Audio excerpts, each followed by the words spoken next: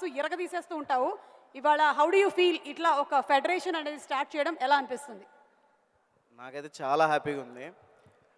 చిన్న చిన్న dub స్మాష్లు start చేసాం. అందరం ఇక్కడ ఉన్నోళ్ళు చాలామంది అలాగే స్టార్ట్ చేసాం. మీరు ఎందుకు చేస్తున్నారా, డబ్బులు వస్తాయి అనేవాళ్ళు. ఆ తర్వాత కొంచెం మళ్ళీ రీల్స్ చేయడం స్టార్ట్ చేసాం. దాని తర్వాత కొంతమంది సెలబ్రిటీస్తో స్టార్ట్ చేసాం. ఇప్పుడు చాలామంది ఓన్లీ ఇన్స్టాగ్రామ్, యూట్యూబ్ నుంచి సినిమాలకు వెళ్ళి చాలామంది మనం చూస్తున్నాం. ఎంతమంది అందరూ స్టార్ట్ చేసిన దానికి ఒక రీజన్ ఉంది. ఎందుకంటే డైరెక్ట్ సినిమాకి వెళ్ళాము, మన దగ్గర ఫోన్ తప్ప ఏం లేదు. ఆ ఫోన్లోనే ఆ టాలెంట్ చూపించాలి. ఒకళ్ళు డాన్స్ చేద్దాం, ఒకళ్ళు పాట పాడదాం, ఒకళ్ళు కాంటెంట్ క్రియేట్ చేద్దాం. అలాంటిది టాప్ మోస్ట్ క్రియేటర్స్ తెలుగు నుంచి చాలామంది ఉన్నారు.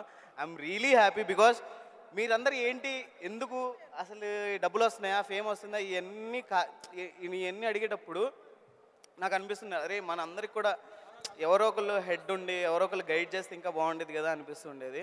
So I'm very very happy.